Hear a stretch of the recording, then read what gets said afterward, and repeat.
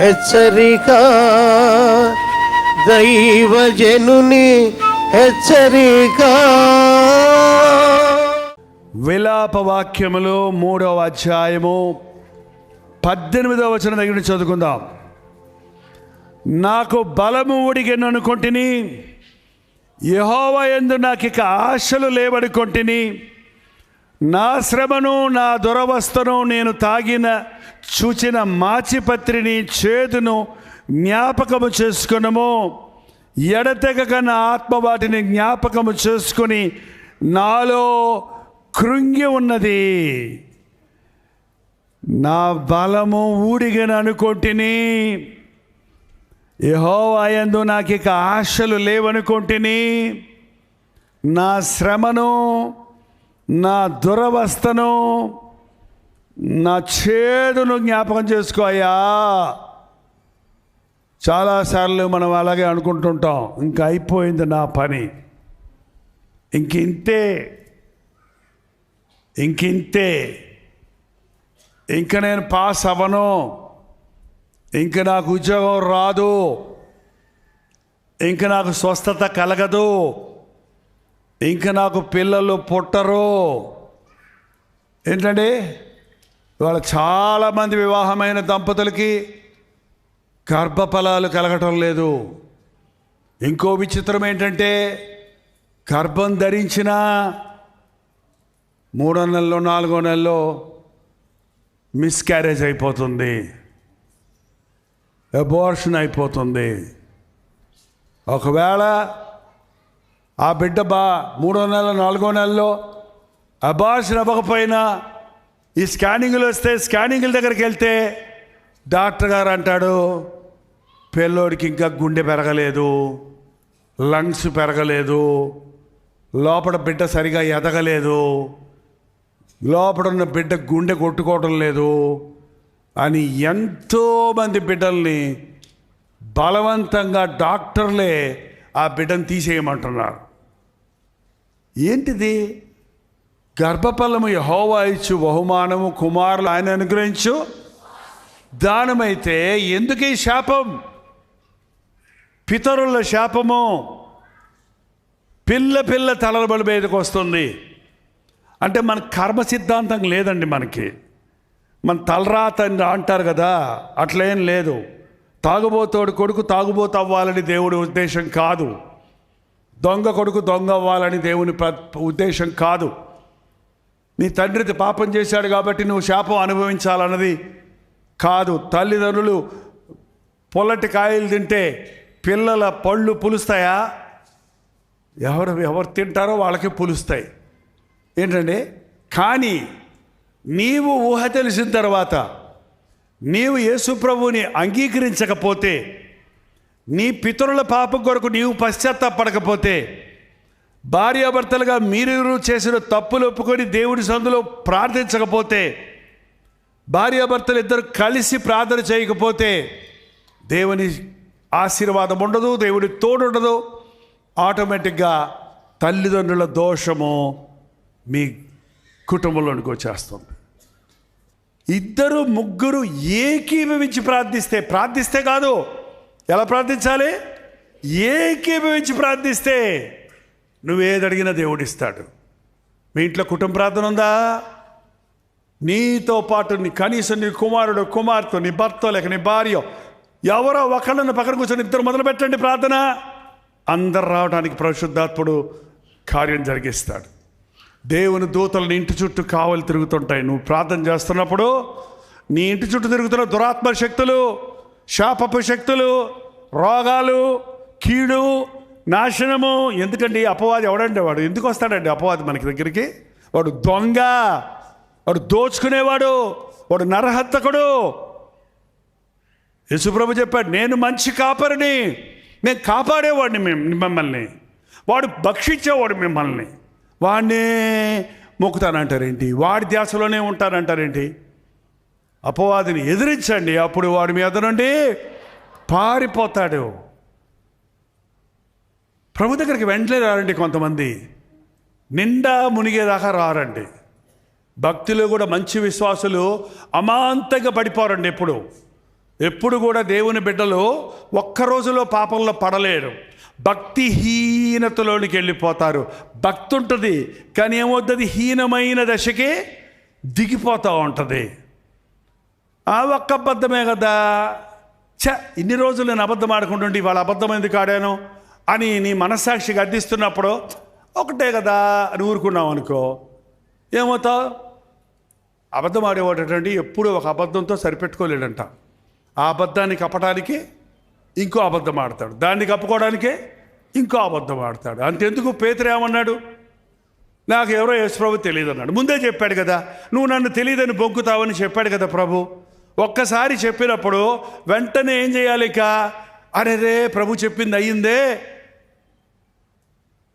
బొంకనని చెప్పాను బొంకేశానే, ఈసారి ఎవడేమన్నా సరే నేను అబద్ధం ఆడినాను అనుకున్నాడా?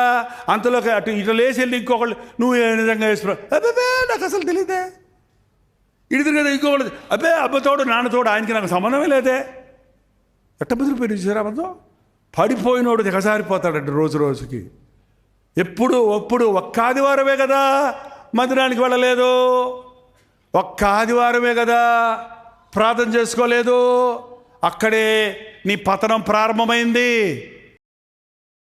నీ చింత యావత్తు నా మీద వేయడి, నేను మీ చింతను భరిస్తానంటున్నాడు. మీ విన్నపములు దేవునికి తెలియచేయండి. ఈరోజు ఇక్కడ వచ్చిన వారందరూ కూడా ఒక గొప్ప విడుదల పొందాలి. లేచి నిలబడండి, ప్రార్థన చేద్దాం. ప్రార్థన. అలాగే ఒక్క నిమిషం కళ్ళు మూసుకొని నాతో పాటు ప్రార్థనలో ఏకీభవించండి. మీ రెండు చేతులు పరలోకం వైపు ఎత్తగలిగితే చాచిన ప్రభు చేతులు మీ చేయి పట్టుకొని నడిపించడానికి, నిన్ను పడకుండా కాపాడటానికి, నువ్వు దారి తప్పకుండా నిన్ను తన దారిలో నడిపించడానికి తన బాహుబలముతో నిన్ను బలపరిచి నీకు తోడై ఉండి నీవు నడుచు మార్గం అంతట్లో ప్రతి కీడు నుండి నిన్ను తప్పించుటకు నిన్ను దీవించి ఆశీర్వదించి, నీ కుటుంబమును దీవించి, నీ పిల్లలను దీవించి, రాబో తరములకు నిన్ను నీ ఇంటి వారిని ఒక ఆశీర్వాదకరంగా చేయుటకు ప్రభు ఆశ కలిగి ఉన్నాడు. పరిశుద్ధుడా, ఒక్కసారి మమ్మల్ని చూడు నాయన. ఎవరెవరి శరీరాల్లో ఎటువంటి అనారోగ్యాలు ఉన్నాయో చూడు నాయన. నీవు పొందిన దెబ్బల ద్వారా ఉన్న స్వస్థతను కలుగు చేయము తండ్రి. అది క్యాన్సర్, టీబీలు వంటి రోగమైనా, అది బీపీ, షుగర్లు, థైరాయిడ్లు, ఫైబ్రాయిడ్లు అయినా, అది liver problem, lung problem, kidney problem అయినా, అది నరాల బలహీనత, ఎముకల బలహీనత అయినా, శరీరంలోని ఏ భాగములో ఏ పార్ట్ అయినా పాడైనా, సృష్టించిన సృష్టికర్తవు మ్యానుఫ్యాక్చర్ నువ్వే గనక వాటిని రీప్లేస్ చేయను ఆయన. నూతన బలం మాకు దయచేయ్యా. నీకు నేను మేలు కలుగు చేసేది, నీకు ఆరోగ్యము కలుగు చేసేదన్న వాగ్దానముతో ఇక్కడికి వచ్చిన ప్రతి ఒక్కరిని పంపించము నాయన. నిన్ను స్వస్థపరచు యెహోవాను నేనే అన్న నీ అభయాన్ని మాకు దయచేసి పంపుము నాయన. ఆర్థిక ఇబ్బందుల్లో ఉన్న వారిని దర్శించు తండ్రి. ఇంక నా జీవితం ఇంతే అని ఎవరు ముఖ్యంగా ఈ రాత్రి ఇక్కడ ఉన్నారు, నువ్వు చూస్తున్నావయ్యా, నువ్వు చూస్తున్నావయ్యా. నీకు తెలుసు నాయన, నీకు తెలుసు నాయన.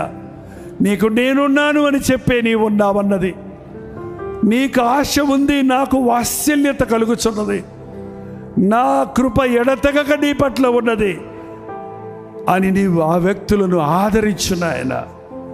నా దేవుడు ఎంతైనా నమ్మదగిన వాడు అని మేము స్తుతించడానికి సహాయము చేయము. నమ్మదగిన దేవా, నిన్నే నమ్ముకున్నాము, తోడుండి నడిపించుమని యేసు క్రీస్తు నామములో అడుగుచున్నాను తండ్రి, ఆమేన్.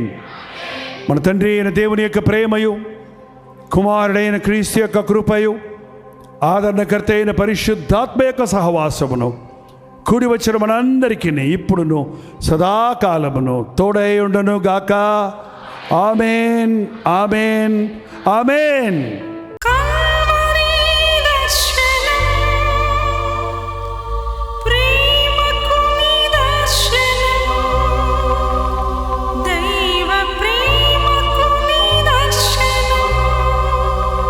తెలుగు, తమిళ, హిందీ, మలయాళం, బెంగాలీ, ఒరియా అనే 6 భాషల్లో టెలివిజన్ ప్రోగ్రామ్స్ కొనసాగుతూనే ఉన్నాయి.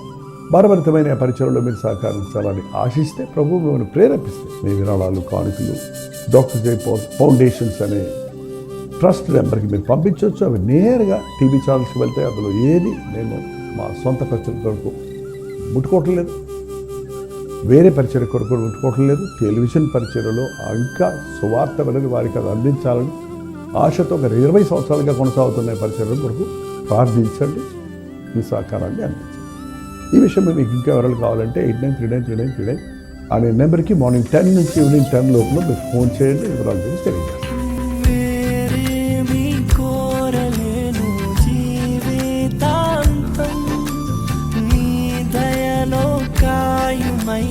బ్రతుకు దినం వేరేమి కోరలేను జీవితాంతం నీ దయలో కాయుమయ్యా బ్రతుకు దినం.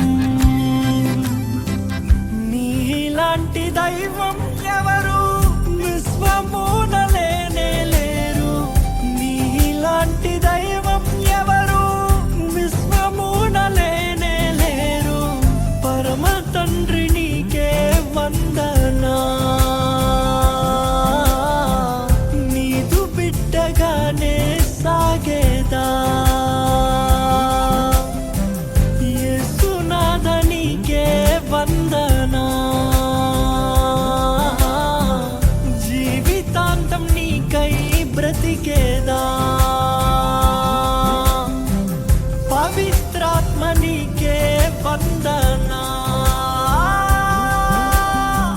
నిత్యమునే నీతో నడిచేదా.